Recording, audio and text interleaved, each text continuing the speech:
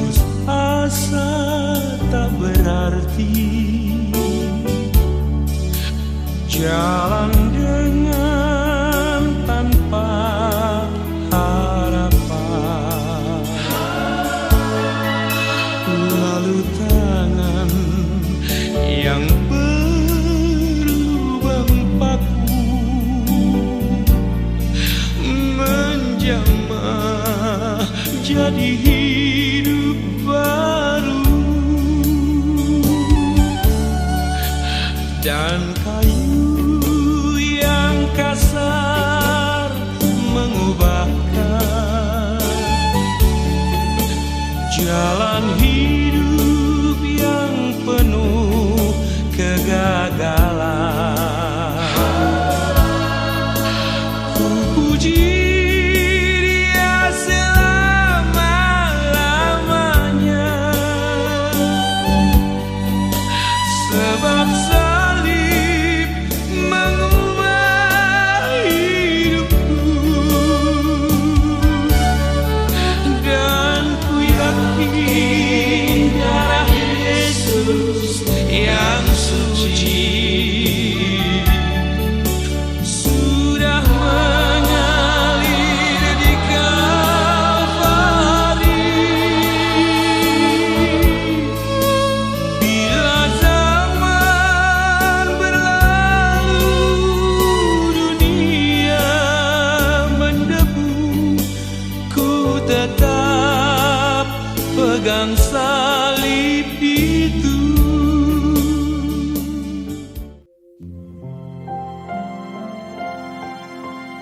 Worship you in this place, oh God.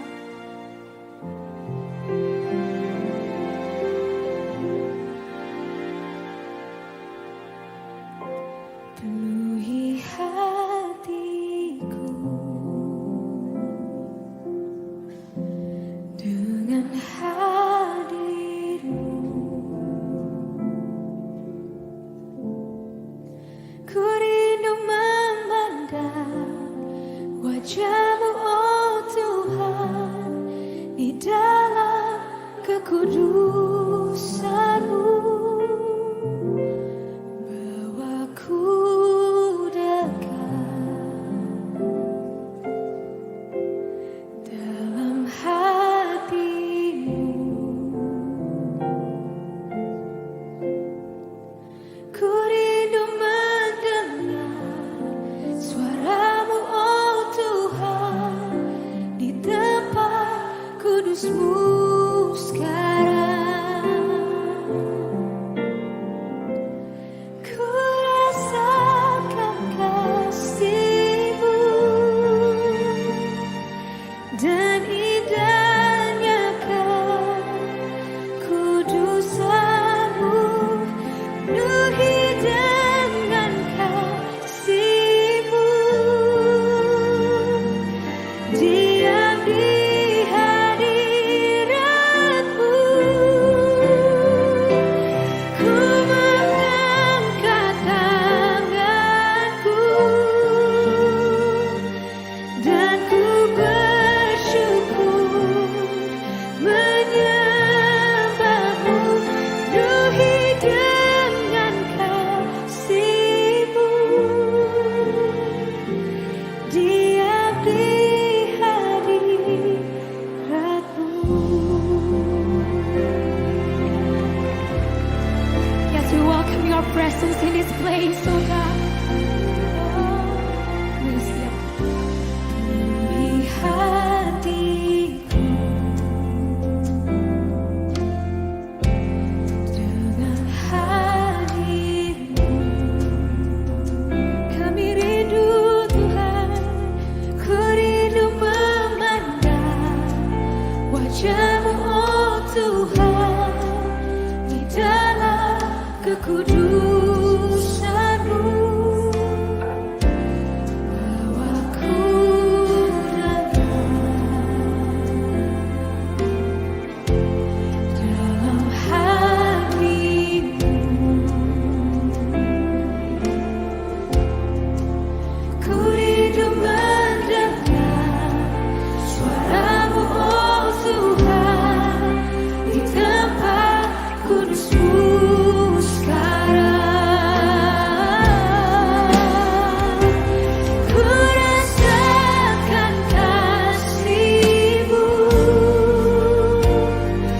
dan indahnya kekudusan-Mu. Ku hidup dengan kasih-Mu.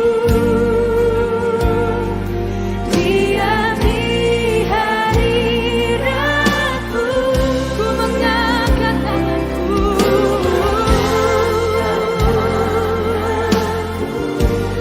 dan ku bersyukur menyembah-Mu. Ku hidup dengan kasih-Mu.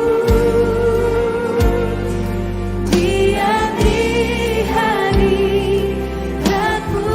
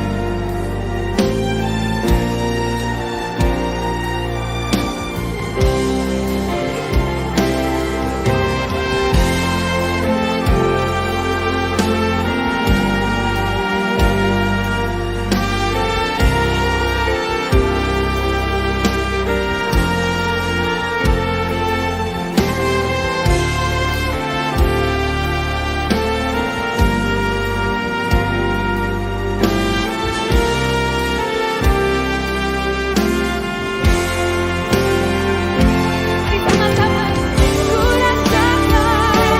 Ku rasakan kasih-Mu dan indahnya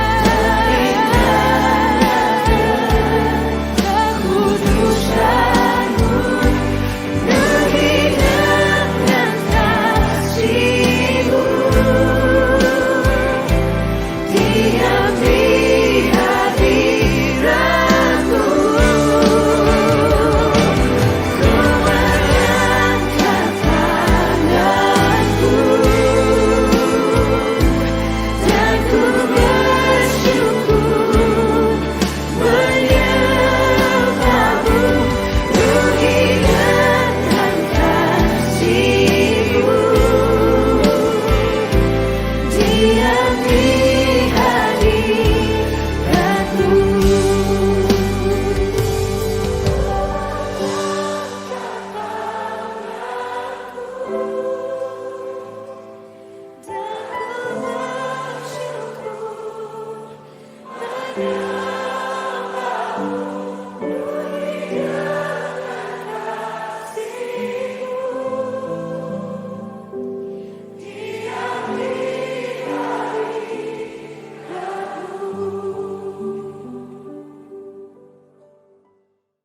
Shalom. Bagaimana semuanya ibu-ibu, bapak-bapak sudah makan siang? Ini adalah jam-jam yang paling berbahaya, betul? Karena jam 12 siang, betul? Antara ngantuk dan lapar dan apa?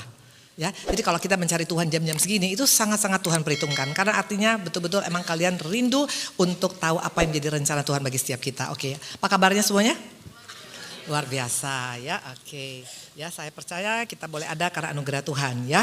Oke, saya hanya mau bertanya satu kepada setiap kita di tempat ini. Ada berapa penduduk dunia pada saat ini? 8 juta? Bertobatlah engkau. Indonesia aja 240 juta ibu. Aduh please deh ya. Ada 8,2 M kurang lebih, betul. Artinya hampir 40 times Indonesia. Ada 40 kali Indonesia ya. Jadi ini bukan jumlah yang sedikit ya. Nah saya percaya setiap kita yang lahir di dunia ini pasti ada purpose daripada Tuhan, betul. Apakah engkau percaya engkau lahir hanya sekedar lahir atau engkau lahir dengan ada tujuannya? Saya sangat percaya setiap kita ada rencana baik Tuhan bagi setiap kita, betul. Halo? Percaya nggak itu? Oke, gini ya, bikin deal dulu sebelumnya ya. Di sini ada berapa orang sekarang? Di sini saya nggak tahu persis. Kurang lebih ada 100, 200, 500, 1000 orang, 2000 orang. Bukan masalah jumlah. Respon dong. Tuhan suka orang yang respon. Betul? Halo? Tuhan suka dengan orang yang respon. Karena waktu engkau respon kepada dia akan berbeda hidupmu, betul? Saya mau tanya, ini selalu saya katakan berulang-ulang. Pertanyaan saya adalah kenapa nama Zakius dan nama perempuan Samaria masuk dalam kitab kehidupan? Zakius bukan pendeta, perempuan Samaria bukan penginjil. Dia orang-orang yang tidak diperhitungkan oleh dunia. Satu pemungut cukai, satu lagi adalah perempuan yang sudah menikah 4 kali dan terakhir kumpul kebo. Tidak ada alasannya untuk masuk dalam kitab kehidupan. Tapi kalau engkau lihat, Tuhan dikatakan sampai berkata, aku harus. Di Alkitab hanya 2 ada kata harus, Yesus katakan. Yang pertama kepada Zakius, dia harus menumpang di rumah Zakius. Yang satu lagi dia harus melintasi Samaria. Gak ada alasan untuk Tuhan harus. Gimana Tuhan dong, betul? Gimana Yesus? Tapi kenapa dia sampai harus menumpang, harus melintas Samaria? Karena di sana ada orang yang antusias. Hari-hari ini Tuhan mencari Kristen antusias. Percayalah kalau engkau Kristen yang suam-suam kuku, Tuhan katakan apa? Aku muntahkan. Tuhan muntahkan kita bukan karena engkau jelek, bukan karena engkau miskin, bukan karena engkau tidak punya apa-apa. Tapi karena kita biasa-biasa. Coba kau ketemu sekarang dengan apa? Dengan, aku enggak tahu, penyanyi Korea atau misalnya sekarang artis dari Hollywood atau siapapun. Pasti kita antusias, betul? Wah rasanya semangat banget. Kalau bisa suaranya paling kenceng. Tapi untuk Tuhan juga harus antusias. Tuhan bukan mencari hanya sekedar agama, sekedar ibadah, sekedar jemaat. Tapi yang antusias itu beda. Tuhan akan melihat, wah luar biasa nih anakku. Anakku, karena kau terlalu antusias. Aku bereskan masalah utangmu. Kalau Tuhan udah bekerja, luar biasa. Itu saya alamin, maka saya berani ngomong. Saya bertobat tanggal 20 Mei 1999. Waktu itu anak saya dikatakan dokter lahir itu akan cacat. Karena ada banyak stres saya luar biasa. Pak Ari kebetulan waktu itu karena narkoba itu masuk ke dalam 6 bulan. Yang kedua dikatakan saya dalam keadaan melahirkan itu cacat karena ada varises, ada miom, ada kista yang gak bisa diambil sekaligus. Saya gak bisa jalan 6 bulan. Dan bukan hanya itu, kata untuk masuk rumah sakit juga melahirkan. Saya gak punya uang, kami waktu itu gak punya uang. Sampai kami harus masukkan gelang untuk digadaikan di Pegadaian. Dulu saya Ratu Pegadaian. Intinya sangat stres luar biasa. Nah waktu itu target saya sebenarnya udah pengen mati aja lah. Karena dari keluarga gak peduli, suamiku juga ada di dalam. Anak juga lahir katanya cacat, uang gak punya, mau apa lagi, betul? Seorang hamba Tuhan datang, hamba Tuhan biasa. Maka ibu-ibu, bapak-bapak tempat ini, jangan cari pendeta.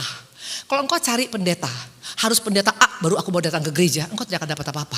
Tapi kalau engkau cari firman, walaupun pendetanya biasa, firman itu yang memenangkan kita. Firman itu yang membebaskan kita. Firman itu yang powerful, betul? Nah, seorang hamba Tuhan datang pakai angkot. Rumahnya juga di gang. Dan itu juga sewa. Itu juga gratis dikasih sama hamba Tuhan, sama jemaat. Dia datang, dia hanya kasih 1 ayat. Yesaya 43 4a. Ibu Indri, engkau berharga di mata Tuhan, engkau mulia, Tuhan mengasihi engkau. That's it, hanya itu dia sampaikan. Enggak khotbah, enggak pakai musik yang sampai 50 orang. No, biasa banget. Tapi waktu dia menyampaikan firman, itu saya tek seperti itu. Awalnya saya belum respon. Tapi waktu 3 kali dia ngomong hal yang sama, saya respon. Saya bilang, kalau aku berharga, Tuhan tolong anak saya lahir normal. Kalau anak saya lahir normal, apapun akan aku lakukan untuk ikut Tuhan. Saya respon. Dan ternyata respon kita walaupun kita masih jadi penjahat. Asal respon aja dulu. Tuhan perhitungkan loh. Dan anak saya lahir normal. Sekarang usianya 25 tahun. Tinggi 175. Langsing, putih, cantik. Dan di London. Yang mau ngelamar silakan isi formulir. Kok bisa? Sama Tuhan asal kau respon. Asal engkau antusias. Asal engkau optimis. Asal engkau aminkan firman yang kau dengar akan terjadi padamu. Firman Tuhan dalam Yesaya 55 dikatakan, firmanku tidak kembali dengan sia-sia. Pada saat kuperintahkan maka dia akan melaksanakan dan pasti berhasil. Apalagi? Pakai hari-hari ini jangan dengar apa kata dunia, dengar apa kata firman Tuhan. Kalau firman itu korespondi dengan sikap yang antusias, akan beda hidupmu. 2025, 26 dan selanjutnya akan terjadi masa sukar. Tidak ada dunia mengatakan akan keadaan lebih baik. Akan banyak tantangan. Masalah perang pasti pengaruh efeknya ada. Masalah gempa, masalah bencana, masalah PHK. Akan terjadi masalah yang tidak main-main di Indonesia dan di seluruh dunia. Tapi kalau engkau pegang firman Tuhan, kalau engkau respon, kalau engkau aminkan firmannya, hidup kita akan berbeda. Walaupun ada masalah, engkau akan bisa kuat. Amin. Semangat dong, amin. Tadi pagi saya bangun, pagi saya salah jadwal. Saya pikir jam 9 ke SJS. Tapi berangkat dari Bandung jam 5. Saya bangun jam 3:30. Tapi lihat masih semangat gak? Beda. Tuhan tuh mencari orang-orang yang semangat, bukan cari orang cantik. Kalau cantik biasa. Halo, di surga yang cantik-cantik lebih cantik daripada kalian semua, daripada kita semua di sini. Soal kaya, aduh please deh, soal kaya. Itu emas diinjek-injek tuh sama Tuhan. Di surga tuh emas diinjek-injek di lantai. Tapi kalau orang yang semangat, Tuhan suka. Amin. Nah ini masuk surga, betul. Ya, hanya ibu yang masuk surga, yang lain kurang. Betul. Semangat, betul.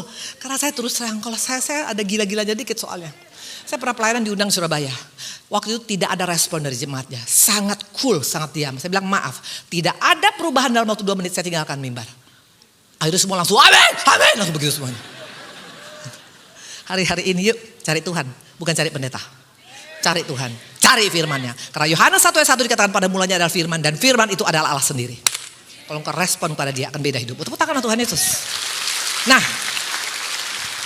kita tahu kita lahir di dunia ini bukan secara kebetulan. Saya baru punya cucu kemarin. Senang banget punya cucu, betul ya. Cucu saya lahir sebulan yang lalu. Itu gak ada kebetulan. Pasti ada purpose-nya. Engkau, saya, dan saya lahir tidak ada purpose-nya. Tujuan Tuhan jelas ada sama kita. Hanya tergantung engkau mau bikin apa hidupmu. Halo. Ya ini saya bawa apa nih. Saya tuh suka bagi-bagi. Nih. Ini ada buku. Ini buku masih kosong. Engkau lahir masih kertas kosong. Tergantung kau mau kisi apa dalam bukumu. Autobiografimu apa. Tentang hal-hal yang baik. Tentang hal-hal yang spektakuler. Apa engkau hanya coret-coret aja. Coret-coret hidupmu seperti ini. Kalau engkau hanya coret-coret hidupmu seperti ini. Itulah kita. Tapi kalau engkau lakukan seperti maunya Tuhan. Bukumu akan berbeda. Autobiografi setiap orang itu akan berbeda. Dan itu rencana Tuhan. Rencana Tuhan bagi setiap kita gak pernah masa depan yang penuh kecelakaan. Tapi masa depan yang penuh harapan. Menjadi brand ambasadorku. Menjadi pribadi-pribadi yang luar biasa. Menjadi the real factor. Itulah kita pemenang. Orang-orang yang luar biasa. Yang menjadi blessing. Karena waktu Tuhan ketemu dengan Abraham dikatakan apa? Melalui engkau dunia akan diberkatin. Melalui kita dunia akan diberkatin. Tapi tergantung engkau. Kau coret-coret buku itu. Terjadilah coret-coretan. Tapi kalau engkau betul-betul tulis apa yang menjadi rencana Tuhan dalam hidupmu, akan berbeda hidup kita. Makanya hari-hari ini buat autobiografi kita. Autobiografi bukan hanya milik Presiden Amerika. Setiap kita punya autobiografi. It depends on us. Lo mau bikin apa dalam buku ini? Nanti saya akan bagi buku, tapi nggak semua. Karena kalau semua rugi bandar, betul? Banyak banget ini orangnya, betul? Nah, kita akan belajar hari ini tentang autobiografi seorang pribadi yang menurut dunia tuh sebenarnya dia tuh nobody. Orang yang gak diperhitungkan. Tapi kenapa dia punya autobiografinya luar biasa. Yuk kita buka yuk. 2 Tawari ya. Kita lihat tempat ini. 1 Tawari. Maaf bukan 2. 1 Tawari 29 ayat 26 sampai dengan 8. Demikianlah Daud bin Isai telah memerintah atas seluruh Israel. Ia memerintah atas orang Israel selama 40 tahun. Di Hebron ia memerintah 7 tahun. Dan di Yerusalem ia memerintah 30 tahun. Kemudian matilah ia pada waktu telah putih rambutnya. Lanjut umurnya penuh kekayaan dan kemuliaan. Kemudian naik rajalah Salomo anaknya menggantikan dia. Ibu-ibu, bapak-bapak, untuk autobiografi yang luar biasa, nggak perlu sampai 10 sampai setebal ini loh buku. Ayatnya cuma 2. Tapi powernya luar biasa. Kalau sampai hari ini kok Israel itu sampai ada Star of David, betul? Nama Daud itu bukan nama yang biasa-biasa, nama yang luar biasa. Pertanyaan, siapa Daud? Coba kita bongkar satu-satu ya tentang Daud ini. Pertama dibilang begini, memerintah atas seluruh Israel. Wow, kalau Tuhan sudah berkarya dalam hidup seorang, perhatikan ya baik-baik ya ibu-ibu, bapak-bapak. Tuhan gak pernah berkarya setengah-setengah loh. Bukan 1/4 Israel, bukan 2/3 Israel, bukan 3/4 Israel, tapi seluruh Israel. Kalau Tuhan sudah mau kita menyeberang dari sungai Yordan, itu sesudah kita menyeberang baru sungainya ketutup. Waktu laut Teberau dibelah 2 oleh Musa, sesudah bangsa Israel menyeberang, baru laut Teberaunya tertutup. Artinya apa? Kalau Tuhan berkarya itu sempurna. Ini yang luar biasa, ini modal kita. Maka jangan pernah bingung, jangan pernah tanggung ikut Tuhan. Karena Tuhan gak akan selesai sebelum engkau titik. Waktu masih koma, Tuhan belum selesai sama kita. Maka jangan cepat-cepat bilang, capek Bu Indri gak kuat, belum titik Bo. Kalau udah titik baru kita bisa bilang, sudah selesai. Selama engkau masih hidup, pekerjaan Tuhan belum selesai atas hidup kita. Keren banget. Yang kedua, dikatakan adalah apa? Dia memerintah berapa lama? Bapak-bapak, ibu-ibu? 40 tahun. 40 tahun adalah 8 periode, betul? Halo? Kemarin ada yang mau 3 periode aja udah rame semua demo, betul? Ini 8 kali loh periodenya. Artinya apa? Dia disukai oleh rakyatnya. Artinya apa? Daud ini punya hikmat, punya marifat, punya wibawa ilahi. Makanya kenapa sampai bisa 8 periode 40 tahun. Ini bicara tentang orang-orang yang akan dipakai Tuhan luar biasa. Engkau dan saya. Karena apa yang dialami oleh Daud, engkau dan saya juga bisa mengalaminya. Karena Allah kita bukan Allah yang pandang bulu. Allah kita bukan Allah yang pandang muka. Allah kita enggak Allah yang pilih kasih. Allah kita adalah Allah yang sangat-sangat sayang kepada setiap kita. Yang berikutnya dikatakan adalah apa lagi? Coba kita lihat. Supaya di tempat ini kau sadar. Autobiografi kita tergantung apa yang kau tulis hari ini. Lanjut usia. Kondisinya prima, bukan memble, bukan penyakitan, bukan keluar masuk rumah sakit. Kan dalam firman Tuhan dikatakan dalam Mazmur bahwa di masa tua berbuah segar gemuk, betul? Maka tempat ini jangan takut tua. Siapa di sini sudah umur 70 tahun? Ada? 80? Ingat ya, Alkitab mengatakan Kaleb umur berapa waktu dia perang? Pak Seuswe. Masih bisa perang. Kasih anak cucunya Hebron. Artinya apa? Sebelum engkau 85 kita masih muda. Maka saya 64 tahun, saya masih kayak 17 tahun. Halo. Maka jangan cepat-cepat bilang saya sudah tua Bu Indri. Emang kenapa kalau tua? Tua boleh umurmu, tapi semangatmu harus semangat anak muda. Itulah rencana Tuhan bagi kita. Amin. Maka jangan bilang dikit-dikit saya udah pensiun. So pensiun so what gitu loh. Apalagi paling kalau dalam ikut Tuhan tuh gak ada pensiun. Kalau memang engkau betul. Kalau memang engkau sekarang jadi pramugari atau kerja di dunia. Pensiunnya ada. Betul. Saya mau tanya ada gak pramugari umur 75 tahun di sini? Gak ada betul. Pasti semua kenyal-kenyal umur 30 tahun ke bawah betul. Tapi kalau kita makin tua makin dipakai oleh Tuhan. Contoh siapa? Musa umur 80 baru dipakai Tuhan. Kaleb umur 85. Betul. Nuh umur berapa? Ratusan tahun. Artinya apa? Jangan pernah takut dengan usia. Kalau kita dalam Tuhan, usia tua pun kita tetap bisa jadi berkat. Itu yang bikin aku bangga sama Tuhan Yesus. Tepuk tangan sama Tuhan Yesus. Yang berikutnya, mari kita lihat lagi tentang Daud. Dikatakan apa? Mencapai kemuliaan, bukan dipermalukan. Yang keenam, keturunannya dipromosikan Tuhan luar biasa. Salomo namanya. Apalagi ibu-ibu, bapak-bapak, saya rasa ini semuanya sudah mewakili semua kita, betul? Siapa pengen seperti Daud? Raise your hand. Siapa pengen seperti Daud hidupnya? Anak cucunya terjamin, umurnya panjang gak sakit-sakit. Udah gitu juga dia punya diberkati bukan dipermalukan. Udah gitu dikatakan dia bisa memerintah penuh hikmat Tuhan. Siapa mau angkat tangan? Kalau engkau angkat tangan hari ini dicatat di surga loh. Ya gak angkat tangan rugi sendiri. Siapa mau? Yes, semua kita mau, betul. Betul, saya pun mau.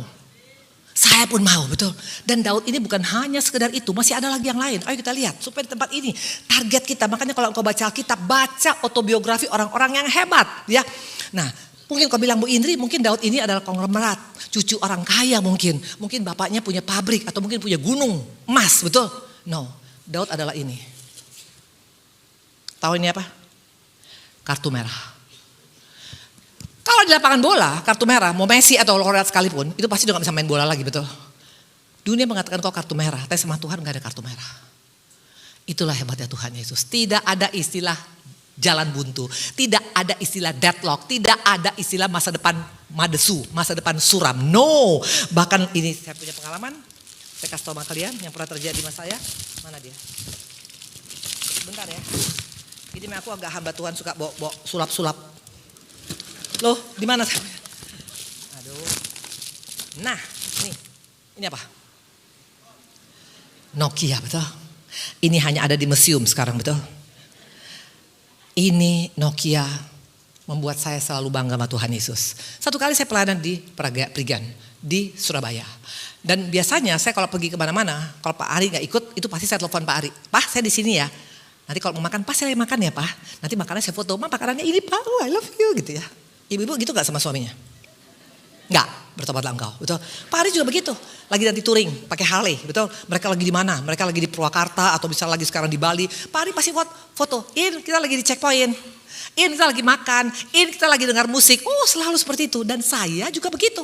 Nah saat itu saya mau telepon ke suami saya, gak bisa nyambung. Saya bilang, Tuhan ini gimana? Aku gak bisa nyambung suami saya pikir saya ada di mana posisinya.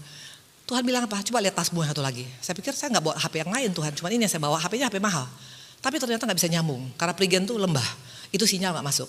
Tuhan bilang di tasmu yang satu lagi. Ternyata ada ini. Saya bilang Tuhan itu HP mahal. HP mahal aja gak bisa. Apalagi HP ini, betul? Ini ngelempar anjing juga anjingnya mati, betul? Tidak mungkin lah bisa sinyalnya nyambung. Itulah manusia. Kita selalu lihat casing.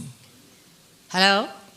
Kita lihat casing, alah itu orang bodoh, sekolah gak tamatan dari Amerika, orangnya biasa-biasa, penampilannya juga jelek. Itulah manusia, tapi Tuhan gak seperti itu. Tahu apa yang terjadi? Ternyata ini HP saya nyambung ke Pak Ari. Seringkali kita underestimate orang. Lihat, Tuhan kita gak pernah underestimate kita. Buat Tuhan kita semua berharga di mata dia. Tepuk tangan sama Tuhan. Ini yang buat saya bangga, karena saya dulu juga adalah Nokia 200. Saya dulu adalah kartu merah. Kami suami istri, kami gak masuk, gak layak harusnya ada di sini. Gak layak ada berdiri di tempat ini. Tapi Tuhan berikan kesempatan. Makanya hari-hari ini bukan masalah-masa lalu, bukan masalah lalu kita. Tapi apakah kita mau reaksi, kita mau bergerak, kita mau katakan aku mau berubah Tuhan. Sama Tuhan hanya itu. Maka jangan lari waktu punya masalah, tapi lari kepada Tuhan. Very simple, betul? Nah kita akan lihat sekarang. Apa hanya itu saja yang dialami oleh seorang Daud? Banyak sekali. Kita buka lagi yuk, biar kita lihat tempat ini. 1 Raja-Raja 15 ayat 11. Aku Asa melakukan apa yang benar di mata Tuhan seperti Daud bapa leluhurnya. Ya, Asa melakukan apa yang benar di mata Tuhan seperti Daud bapa leluhurnya. Bayangkan, contoh, case apa tuh namanya? Tolak ukur surga tentang orang benar itu adalah Daud loh. Ini gak main-main loh. Halo? Ini ayat bukan ayat main-main. Satu lagi 2 Tawarik 17 ayat 3. Dan Tuhan menyertai Yosafat karena ia hidup mengikuti jejak yang dahulu dari Daud bapa leluhurnya dan tidak mencari Baal-Baal. Tolak ukur surga itu ternyata bukan pendeta. Bukan hamba Tuhan, bukan pembicara seperti saya. Tapi orang yang namanya Daud yang menurut dunia tadi kartu mati. Tapi dia jadi tolak ukurnya. Kenapa? Karena Tuhan sangat-sangat mengasihi Daud. Nah pertanyaan, apalagi dialami oleh seorang Daud? Mari kita lihat. Kisah 13 ayat 22 sampai dengan 23. Setelah Saul disingkirkan, Allah mengangkat Daud menjadi raja mereka.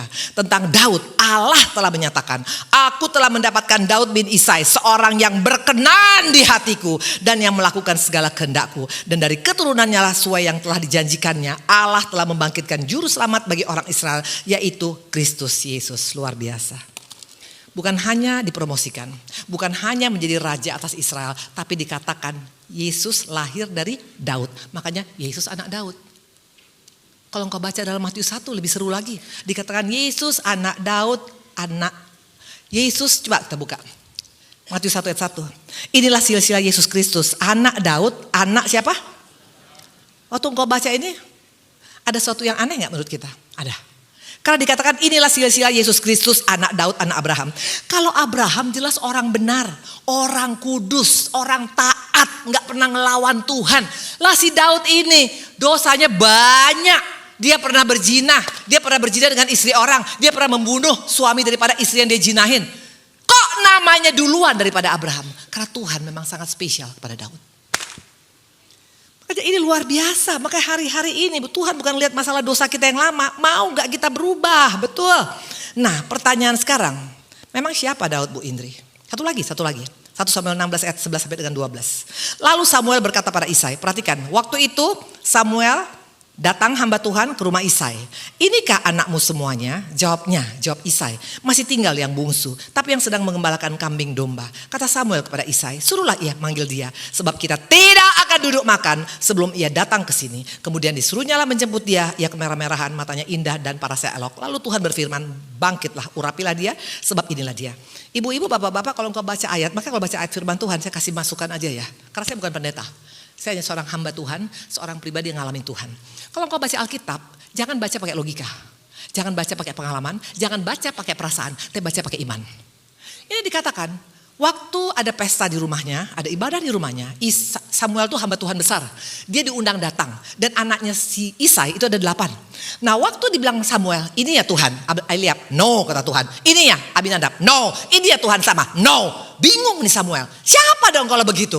Akhirnya ditanya sama bapaknya, apa anakmu cuma ini? Enggak sih, masih ada satu, tapi udahlah, ngapain, dia kan hanya cuma di kampung saja, dia itu kan hanya cuma petani, hanya cuma peternak, hanya orang biasa-biasa. Itulah dunia, orang tua kita pun kadang-kadang melihat kita sebelah mata. Tapi lihat apa kata Samuel, sebelum dia datang, jangan coba-coba makan, berdiri pun gak boleh, apalagi makan. Wow, kalau Tuhan sudah membela, beda hidup kita loh. Pembelaan Tuhan tuh nyata. Saya kasih kesaksian sedikit, 3 tahun yang lalu, saya digugat oleh abang kandung saya sendiri 11 gugatan di pengadilan. 11 gugatan, bukan main-main. 1 gugatan aja orang naik rambutnya, betul. Ini 11 gugatan. Menang di PN, digugat lagi di PT. Menang di PT, naik ke MA. Menang di MA, bikin gugatan baru lagi. Dan di pengadilan semua gugatan bisa diterima. Jadi bayangkan selama 3 tahun, selama COVID itu kami mengalami gugatan. Tiap hari Kamis pengadilan, tiap hari Kamis ke pengadilan. Pengadilan tuh jam 9 dia bilang sidang, itu bisa jam 2 siang. Bayangkan selama 4 tahun. Pertanyaan, apakah membuat kami hancur sama suami, mana anak kami? Perhatikan, kalau Tuhan yang bela, siapa yang berani melawan? 2 tahun yang lalu, pas habis selesai COVID, dari 11 gugatan, semua menang di Mahkamah Agung. Tepuk tangan sama Tuhan Yesus.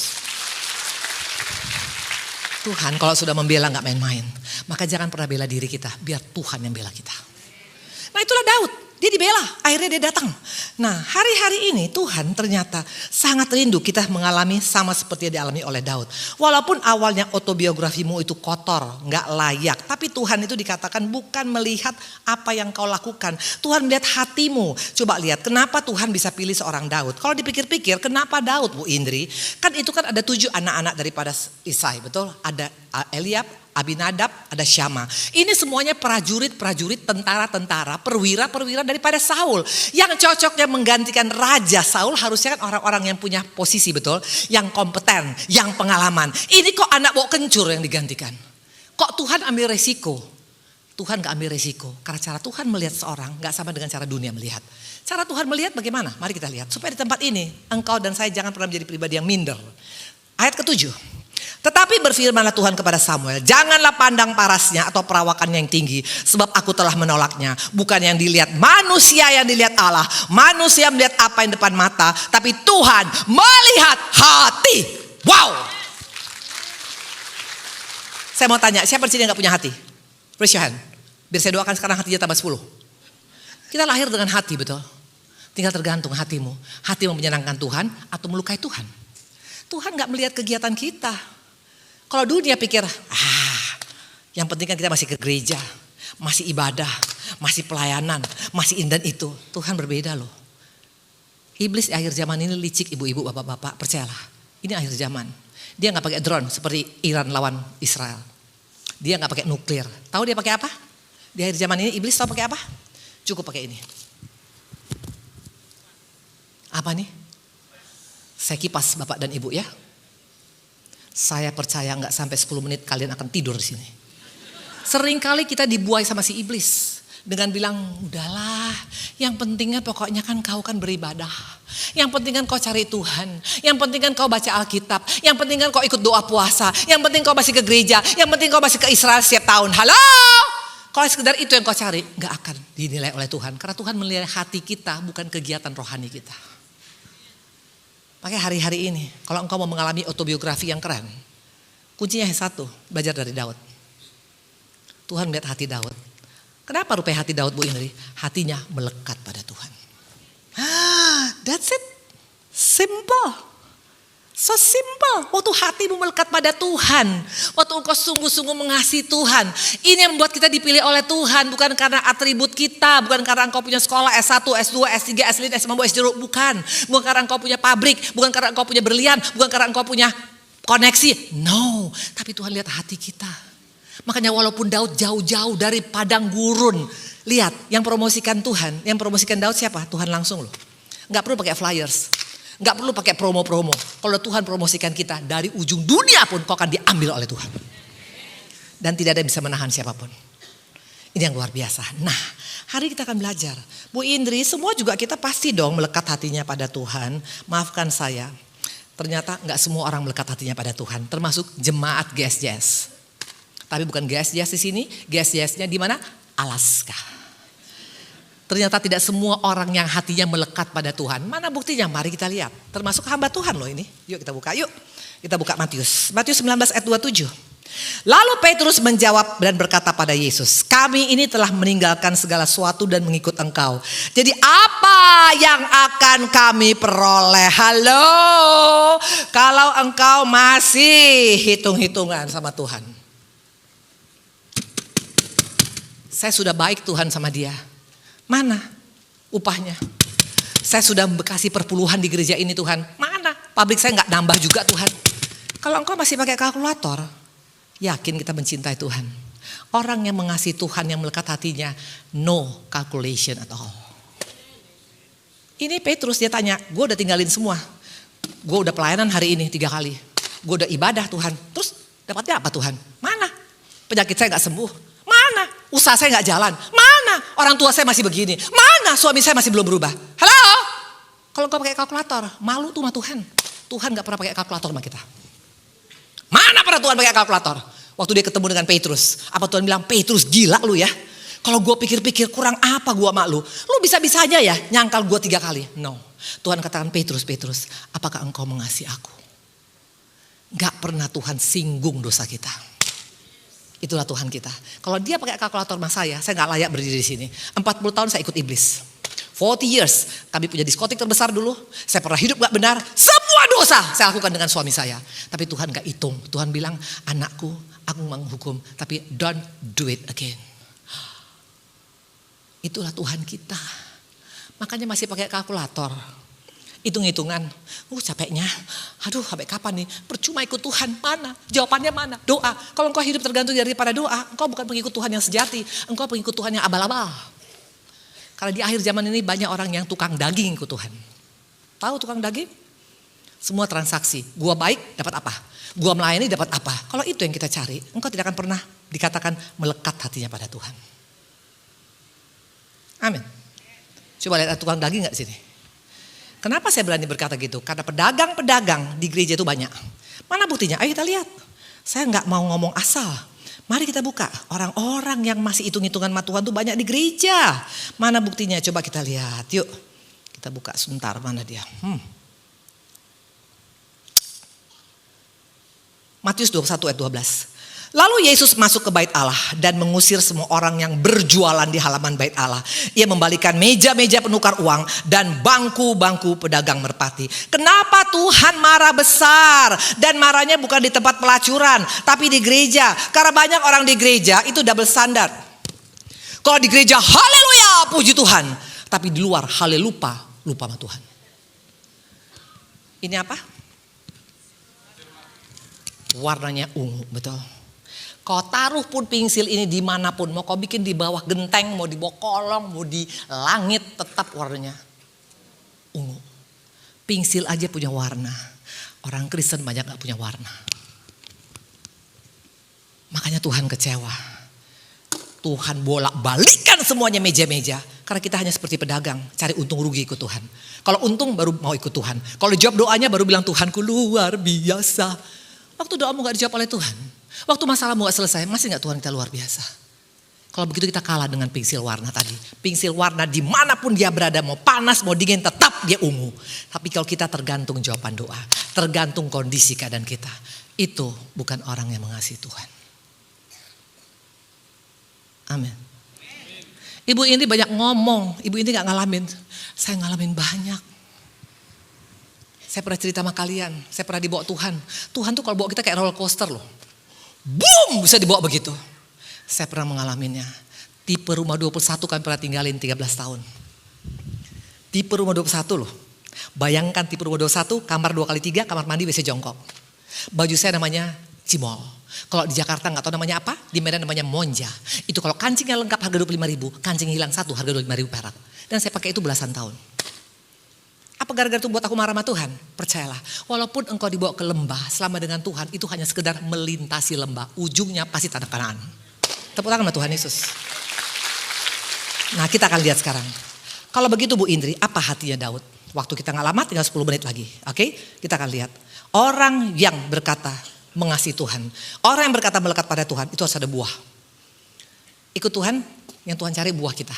Nanti Tuhan katakan waktu Tuhan datang ke dunia ini, Yesus datang, dia akan cari buah dari kita. Waktu kita gak punya buah, pop, dikampak. Artinya apa? Kita akan kehilangan keselamatan.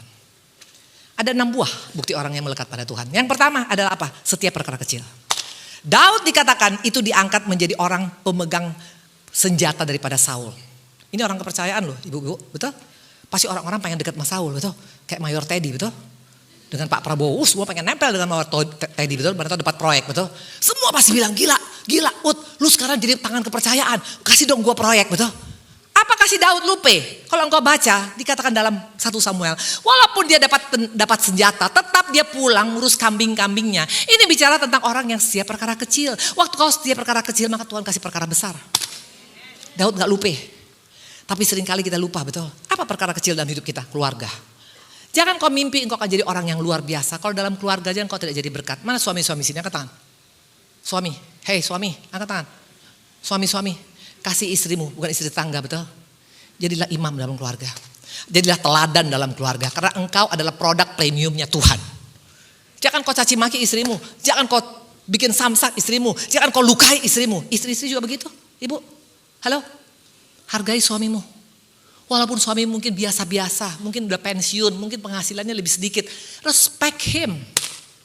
Anak-anak, Hormati orang tuamu, walaupun dia sekarang sudah pensiun, sudah tua, sudah gak bikin apa-apa, gak kasih warisan. Hargai dia, kunjungi dia, karena mereka rindu dikunjungi oleh anak-anaknya. Dan orang tua, jangan buat tawar hati anak-anak. Yang paling hebat, tahu apa? Karir yang paling hebat. Bukan orang karir yang di bank, atau di BUMN, bukan. Tahu apa? Ibu rumah tangga. Karena melalui ibu rumah tangga yang gak pernah berhenti, itu gak pernah absen, gak pernah off, 24 jam tetap kerja loh. Cucu saya baru lahir kemarin, saya lihat anak saya, aduh setiap anaknya, cucu, sampai gak pernah mandi, sampai gak pernah segala macam. Wah luar biasa. Coba kita kerja di bank, betul? Sabtu Minggu liburan, betul? Jalan-jalan ke Bali sebentar, betul? Memang perkara kecil, tapi itu menentukan. Kalau engkau tidak setia hamba Tuhan tempat ini, di mana kau pelayanan pertama? Saya dulu pelayanan pertama di penjara, maka sampai hari ini saya tetap pelayanan penjara. Jangan udah besar, udah gara-gara diundang GSJS, lupa sama di mana engkau pelayanan pertama. Amin. Setiap perkara kecil. Daud setiap perkara kecil. Itu orang yang melekat sama Tuhan. Yang kedua, Daud itu peka. Dia peka. Dia sangat peka. Buktinya waktu dia potong punca jubah Saul. Itu punca jubah hanya segini loh ibu-ibu, bapak-bapak. Cit ujung. Tapi deg-degan dia. Deg-degan dia. Aku berdosa katanya. Waktu kita bohong. Waktu kita utang gak bayar. Waktu kita maki-maki tukang parkir. Ada gak deg-degan? Atau datar?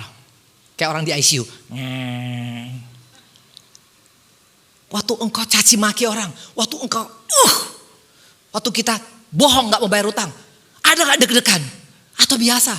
Bapak-bapak tempat ini, waktu engkau selingkuh dengan siapapun. Ada gak deg-degan? Atau Bu Indri, ini lagi modelnya sekarang. Berani ngomong mengasihi Tuhan, gombal. Daud dia deg-degan.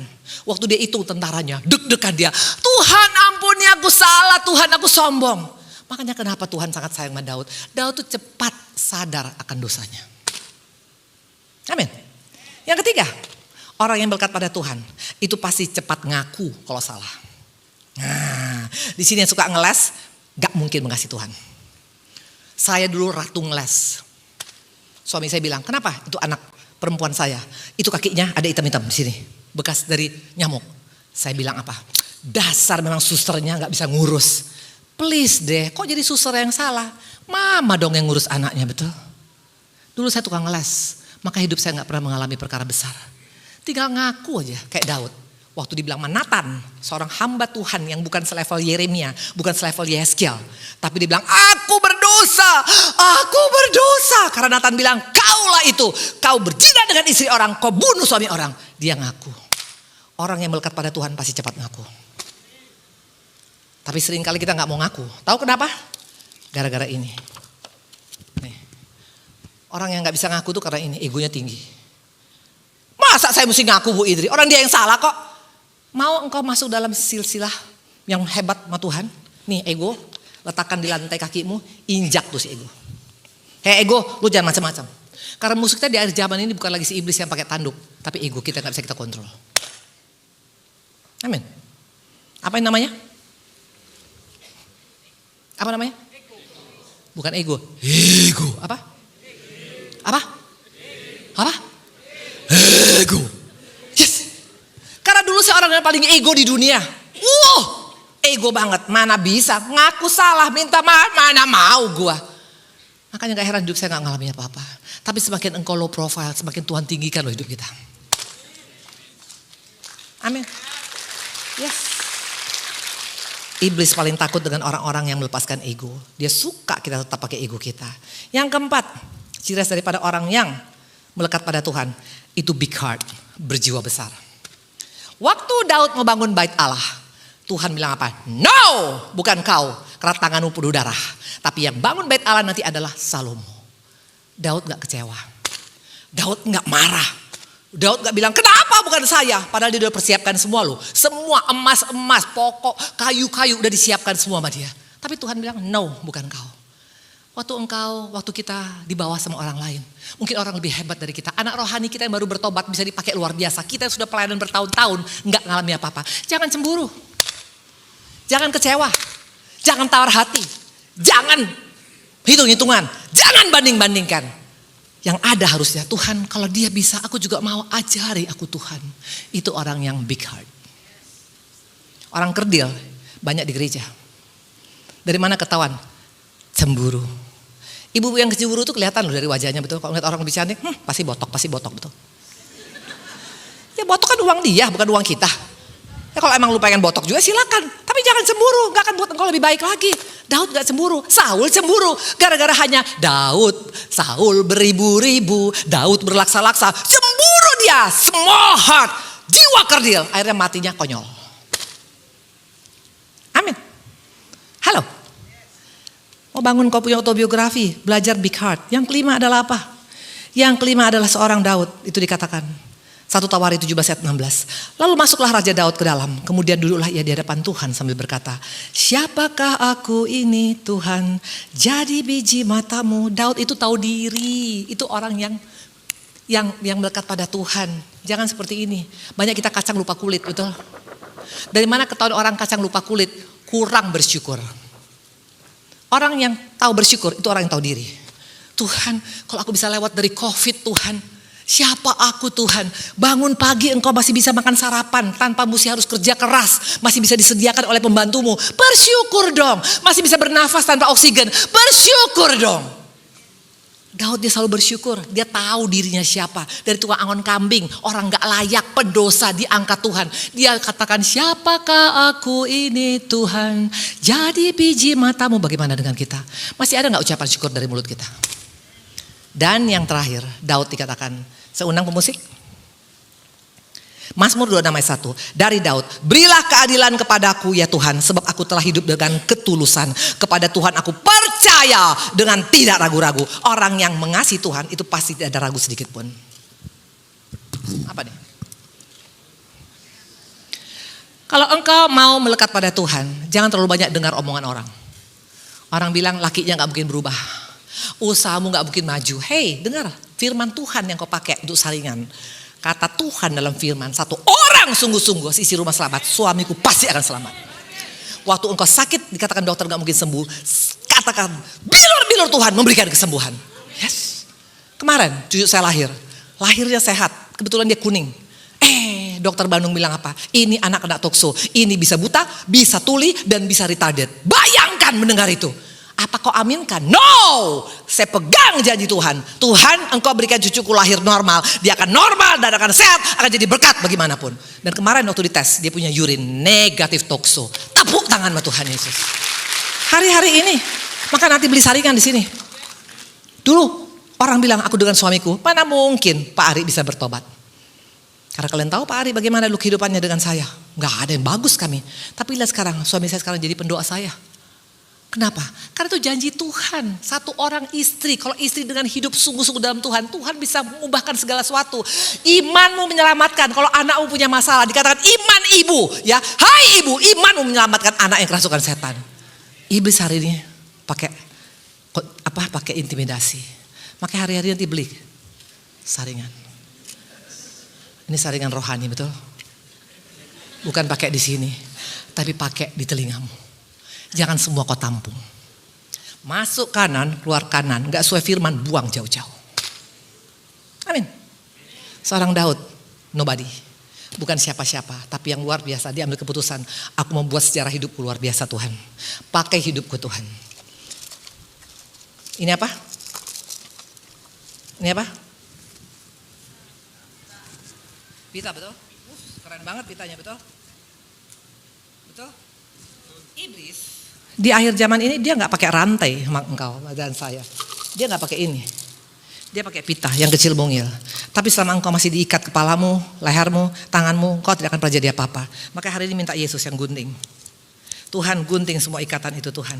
Agar aku boleh membuat autobiografi yang luar biasa dalam engkau Tuhan. Tuhan memberkati. Saya ada bawa buku, saya undang pemusik. Saya ada bawa buku tadi, bukunya ada. Kayaknya tinggal ya.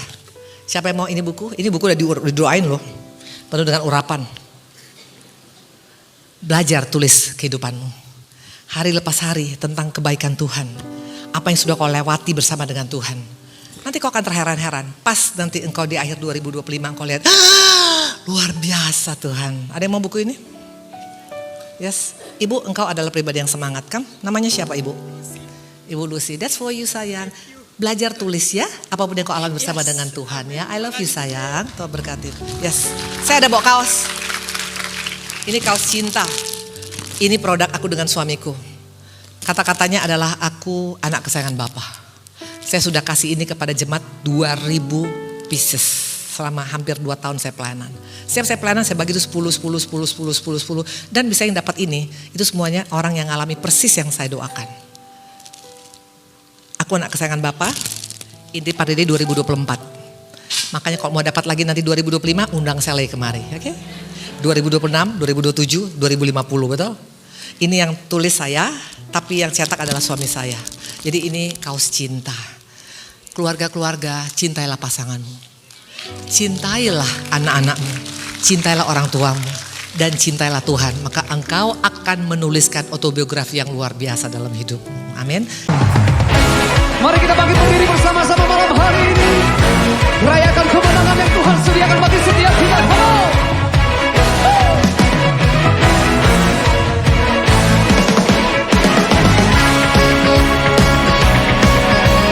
Sebab Engkau satu-satunya Tuhan yang tak tertandingi oleh apapun di dunia ini.